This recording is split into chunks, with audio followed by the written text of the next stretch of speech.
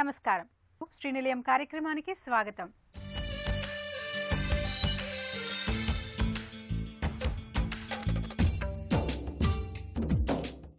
ఇంటి నిర్మాణంలో వచ్చిన నూతన పోకడలు, ఇంటి ముస్తాబుకు సంబంధించిన తాజా విశేషాలు, స్థానిక సంస్థలు అందిస్తున్న సదుపాయాలతో మీ ముందుకు వచ్చింది ఈ వారం శ్రీనిలయం.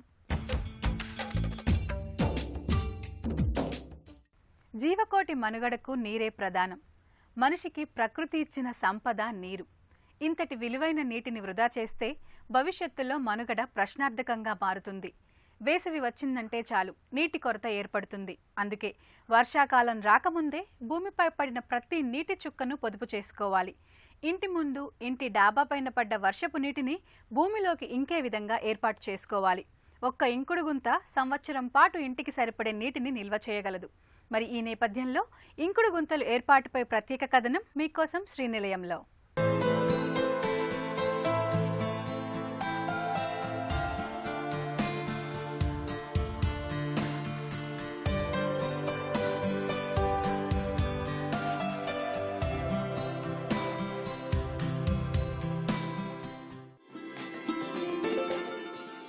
జలమే జీవనాధారం. నేటి సాంకేతిక పరిజ్ఞానం అన్నింటికీ ప్రత్యామ్నాయాలను తయారు చేయగలుగుతుంది. కానీ ప్రకృతి వరప్రసాదాలైన గాలిని, చుక్క నీటిని సృష్టించలేకపోతున్నాము. ఇది చాలు గాలి, నీరు విలువ చెప్పేందుకు.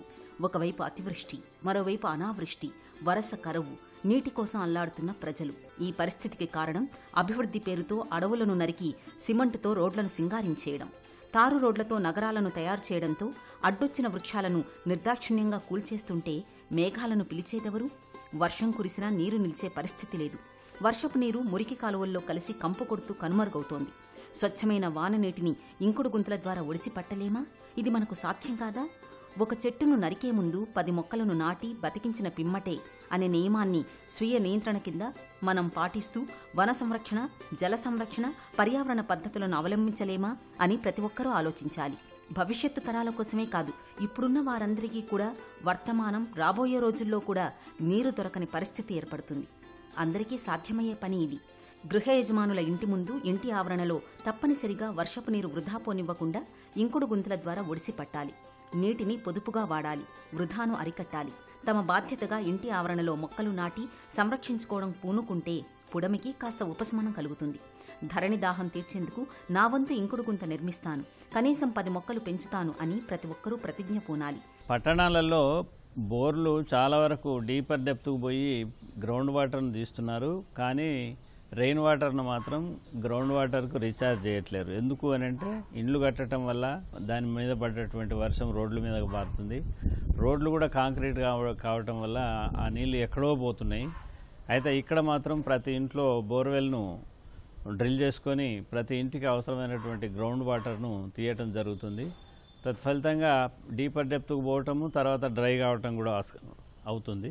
కాబట్టి రెయిన్ వాటర్ హార్వెస్టింగ్ అనేది కంపల్సరీ అర్బన్ ఏరియాలో చేసుకోవాలి. ఈ అర్బన్ ఏరియాస్లో రెయిన్ వాటర్ హార్వెస్టింగ్ చేసుకోవాలంటే అది 2 రకాలు చేసుకోవచ్చు. రూఫ్ను క్లియర్గా చేసుకొని రూఫ్ టాప్ రెయిన్ వాటర్ను మనం హార్వెస్ట్ చేసుకోవాలి. అది ఒక విధమేమో ట్యాంక్స్లు ఏర్పాటు చేసుకొని దాంట్లో స్టోర్ చేసుకొని మనకు అవసరమైనప్పుడు వాడుకోవటం ఒక రకము. ఇంకొక రకం ఏంటంటే మనకు ఆ ఇంట్లో ఏదో ఒక స్థలంలో మనకు అనుకూలమైనటువంటి ప్లేస్లో ఇంకుడు గుంత కట్టడం కానీ, లేకపోతే పూర్వం ఎండిపోయి ఉన్నటువంటి దాని చుట్టూ ఇంకుడు గుంత కట్టి రూఫ్ వాటర్ని అందులోకి పంపించటం కానీ జరిగితే మనకు అక్కడ ఉన్నటువంటి బోర్వెల్స్ ఎండిపోకుండా ఎప్పుడు నడవడానికి ఆస్కారం ఉంటుంది. గృహ యజమానులు ఇంటి ఆవరణలో ఉన్న మిగులు స్థలంలో ఇంకుడు గుంతలు నిర్మించుకోవాలి. అలాగే అపార్ట్మెంట్, కాలనీలు ఇంకుడు గుంతలు నిర్మించుకుంటే ఎలాంటి లాభాలు ఉంటాయో అవగాహన కలిగించి ఇంకుడు గుంతల నిర్మాణం చేపట్టాలి. నగరాల్లో నివసించేవారు, అపార్ట్మెంటు వాసులు, స్వతంత్ర గృహవాసులు ఇంటి పైకప్పుపై పడిన నీటిని పైపుల ద్వారా ఇంకుడు గుంతల్లోకి మళ్లించాలి. ఇలా చేయడం వల్ల భూగర్భ జలాలు పెరగడమే కాకుండా కాలనీల్లో, బోరుబావుల్లోకి సమృద్ధిగా నీరు చేరుతుంది. ప్లాస్టిక్ కవర్లు, చెత్తా చెదారం పేరుకుపోకుండా వెంటనే తీసి శుభ్రపరచుకోవాలి. అలాగే వర్షాలకు ముందు ఇంటి పైకప్పును, ఇంతకు ముందు తీసిన ఇంకుడు గుంతలను శుభ్రంగా ఉంచుకోవాలి. దీని ద్వారా పరిశుభ్రమైన వర్షపు నీరు సమకూరేందుకు అవకాశం ఉంటుంది. అదేవిధంగా కాలనీ కూడళ్లలో, పార్కుల్లో పల్లపు ప్రాంతాలను గుర్తించి నేరుగా వర్షపు నీరు ఇంకుడు గుంతలకు వెళ్లే విధంగా నిర్మించుకోవాలి. రూఫ్ను ఎప్పుడూ క్లియర్గా ఉంచుకోవాలి.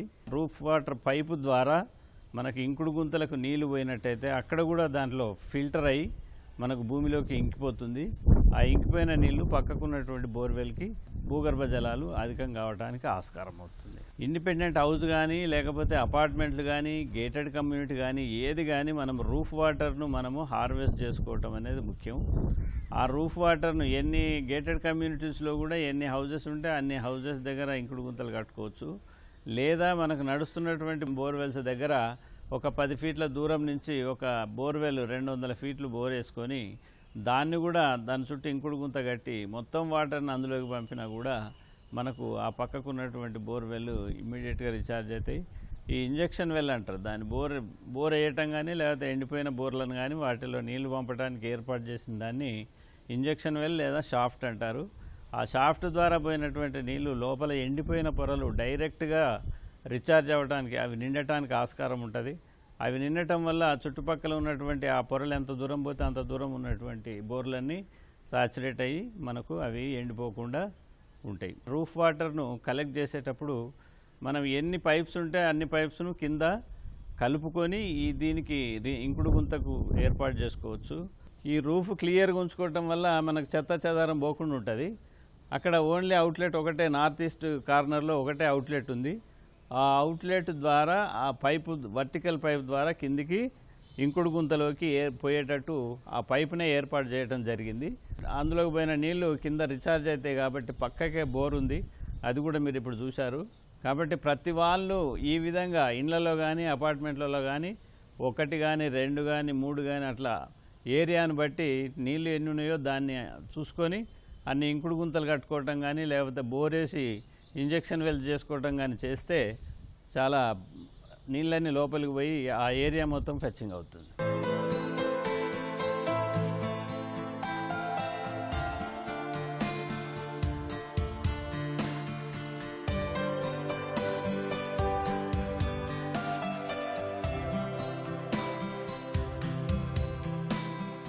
ఒక తరానికి ప్రతీకలుగా ప్రతి ప్రాంతంలోనూ కొన్ని గుర్తులు మిగిలి ఉంటాయి. కానీ కొన్ని తరాలకు జ్ఞాపకాలుగా నేటికి మన తెలుగు రాష్ట్రాలలో పాత తరం వినియోగించిన గృహోపకరణాలు కొత్త తరానికి సాక్షిగా నిలిచి ఉన్నాయి. పురాతన వస్తువులనగానే ఏదో సినిమాల్లో చూసి మురిసిపోతుంటాం. సాంప్రదాయం, సంస్కృతి ప్రతీకలుగా నిలిచిన ఈ పురాతన వస్తువులు ఒకప్పుడు ఉమ్మడి కుటుంబాలకు వేదిక.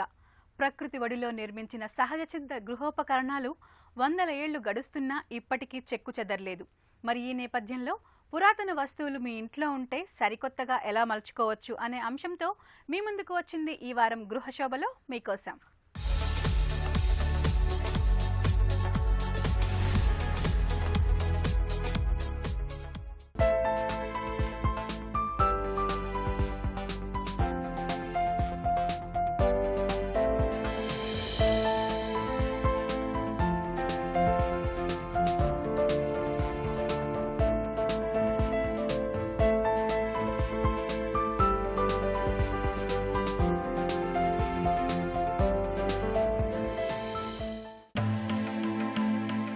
పాత ఫర్నిచర్ని సరికొత్తగా తీర్చిదిద్ది మళ్లీ షోరూంలో కొత్త వస్తువుల మాదిరిగా తిరిగి అమ్ముతుంటారు.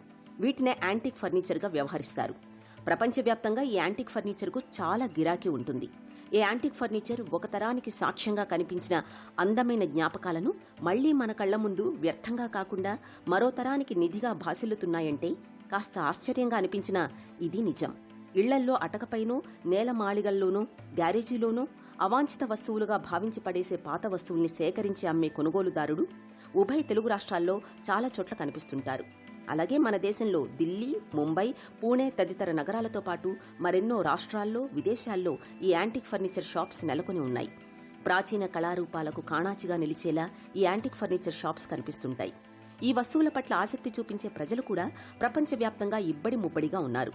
ఒక తరం తర్వాత వచ్చే మరో తరానికి మధ్య అభిరుచుల్లో వ్యత్యాసాలు ఉండడం అనేది సహజం. ఆ నేపథ్యంలో ఎవరింట్లోనైనా ఉండే చెక్క కుర్చీలు, బీరువాలు, నిలువుటద్దాలు, గడియారాలు ఇలా ఒక్కటేంటి ఇంటి అంతర్గత అలంకరణకు అవసరమైన ఎన్నో వస్తువులు పాతవిగానే కనిపిస్తాయి. అందుకే వాటిని సెకండ్ హ్యాండ్ వస్తువుల షాపుల్లో అమ్మేస్తుంటారు. వీటిని పాత వస్తువుల దుకాణాల్లో నేరుగా మీరు కొనుక్కుని తిరిగి వాటిని కార్పెంటర్స్ దగ్గర మనకు కావలసిన విధంగా తయారు చేసుకోవచ్చు. ఇలాంటి పురాతన వస్తువుల్లో ఉండే ప్రత్యేకత వాటి తయారీలోనే ఉంటుంది. ఆ వస్తువులకు ఉండే నగిషీలు కానీ, పురాతన చెక్కలో ఉండే నాణ్యత కానీ కొత్త వస్తువుల్లో ఉండదనేది చాలామంది కొనుగోలుదారుల అభిప్రాయం. అయితే ఈ యాంటిక్ ఫర్నిచర్ కొనే వినియోగదారులు పరిశీలించి కొనుక్కోవాల్సిన అవసరం ఉంది. ప్రామాణికమైన పురాతన వస్తువులు ఇంటికి అమూల్యమైన మనోజ్ఞతను ఆవిష్కరిస్తాయి. మీ గృహశోభకు అవసరమైన యాంటిక్ ఫర్నిచర్ తగిన మెలకువలతో కొనుగోలు చేసి మీ ఇంటి అంతర్గత అలంకరణకు మరింత శోభను చేకూర్చుకోండి.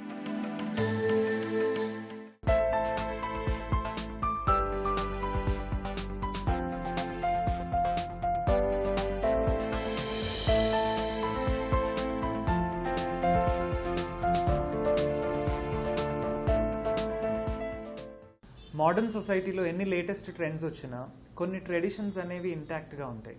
అదే రకంగా ఆర్కిటెక్చరల్ డిజైన్లో కానీ, ఇంటీరియర్ డిజైన్లో కానీ ఓల్డ్ ఈజ్ గోల్డ్ అన్న కాన్సెప్ట్ని మనం ఇంటీరియర్స్లో చాలా బాగా చూపించగలుగుతాం.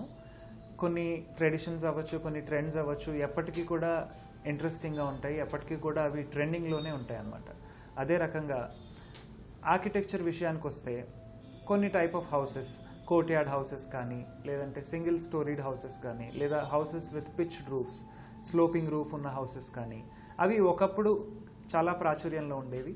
అలాంటివి స్లోగా కనుమరుగవుతున్నా కూడా మళ్ళీ మొదటికి వచ్చినట్టుగా ప్రజెంట్ ఇంటీరియర్ ట్రెండ్స్లో అండ్ ప్రజెంట్ ఆర్కిటెక్చరల్ ట్రెండ్స్లో ఆ టైప్ ఆఫ్ హౌసెస్, ఆ టైప్ ఆఫ్ స్ట్రక్చర్స్ మళ్ళీ అవి చాలా ఇంట్రెస్ట్ని క్రియేట్ చేస్తున్నాయి. అండ్ మనం కూడా విల్లా కన్స్ట్రక్షన్స్లో కానివ్వండి, ఇండిపెండెంట్ హౌసెస్ కన్స్ట్రక్షన్లో కానివ్వండి, ఓల్డ్ స్టైల్స్ని చాలా ఇంట్రెస్టింగ్గా ఫాలో అవుతున్నాము, చాలా వాటికి ఎక్కువ ప్రామినెన్స్ ఇస్తున్నాం అనమాట. ఇంటీరియర్స్లో ఒక లేటెస్ట్ ఎడిషన్ అనమాట. అదేంటంటే రిక్లైమ్డ్ ఫర్నిచర్ లేదా రిఫర్బిష్డ్ ఫర్నిచర్. ఫర్నిచర్ అంటే సాధారణంగా ఇప్పుడు ఏదైనా ఒక ప్రాజెక్ట్లో మోడర్న్ ఇంటీరియర్స్ చేస్తున్నట్లయితే ఫర్నిచర్ కానీ, ఆర్టిఫాక్ట్స్ కానీ, మనం అందులో వాడే లైటింగ్ కాన్సెప్ట్స్ కానీ, మెటీరియల్స్ కానీ అన్నీ కొత్తగా ఉండేలాగా చూసుకుంటాం సాధారణమే. అది కాకపోతే ఏదైనా ఒక రూమ్లో కానీ, లేదంటే ఏదైనా ఒక వాల్కి కానీ, లేదంటే ఏదైనా ఒక కార్నర్లో కానీ ఎక్కడైనా కూడా ఒక ట్రెడిషనల్ టచ్ని, అంటే ఒక ఓల్డ్ స్టైల్ టచ్ని తీసుకురావడమే రిక్లైమ్డ్ ఫర్నిచర్ లేదా రిఫర్బిష్డ్ ఫర్నిచర్ యూజ్ అని చెప్తాం అనమాట. ఎన్నో ప్రత్యేకతలు, విశిష్టతలు ఉన్న ఈ గృహోపకరణాలు పాత తరానికి, హోదాకి, హుందాతనానికి, సౌకర్యానికి నిలువుటద్దంగా నిలిచాయి. మరి పురాతన గృహోపకరణాలను సరికొత్తగా ఎలా మలుచుకోవచ్చో ఇప్పుడు నిపుణుల మాటల్లో తెలుసుకుందాం. కాంటెంపరీ డైనింగ్ ఏరియాలో మోడర్న్ అండ్ రస్టిక్ మిక్స్ తోటి క్రియేట్ చేసిన డైనింగ్ టేబుల్ సెటప్ అండి ఇది. లెగ్స్ అన్నీ కూడా స్టెయిన్లెస్ స్టీల్తో చేసినప్పటికీ, చైర్స్కి కూడా లెగ్స్ స్టెయిన్లెస్ స్టీల్ అయినప్పటికీ, ఈ back rest and hand rest portion as well as table top portion మాత్రం యాక్చువల్ రా వుడ్లో చేయడం జరిగిందనమాట. సో ఇది ఒక ఇంట్రెస్టింగ్ మిక్స్ అనమాట. మోడర్న్ ఇంటీరియర్స్లో మనం రస్టిక్ని ఎలా ఇంట్రడ్యూస్ చేయొచ్చు అనడానికి. లివింగ్ రూమ్లో కాంటెంపరీ సోఫా సెటప్ ఉంది అండ్ ఇంట్రెస్టింగ్ కార్పెట్ ఉంది. అయినప్పటికీ మన ఫోకస్ అంతా కూడా ఈ కార్నర్లో ఉన్న సైడ్ టేబుల్ మీదనే వెళ్తుంది. ఎందుకంటే ఒక బ్యారెల్ని సైడ్ టేబుల్ లాగా యూజ్ చేయటం వల్ల దాని ట్రూ ఫామ్లో, దాని పర్పస్ ఒక ఇంటీరియర్లో ఎక్కడ దాని స్థానం లేకపోయినప్పటికీ మనం దాన్ని తీసుకొచ్చి ఒక కార్నర్ టేబుల్లో ప్లేస్ చేయటం వల్ల అది ఒక రస్టిక్ థీమ్ని, ఒక ఫోకల్ పాయింట్ని క్రియేట్ చేసింది అనమాట.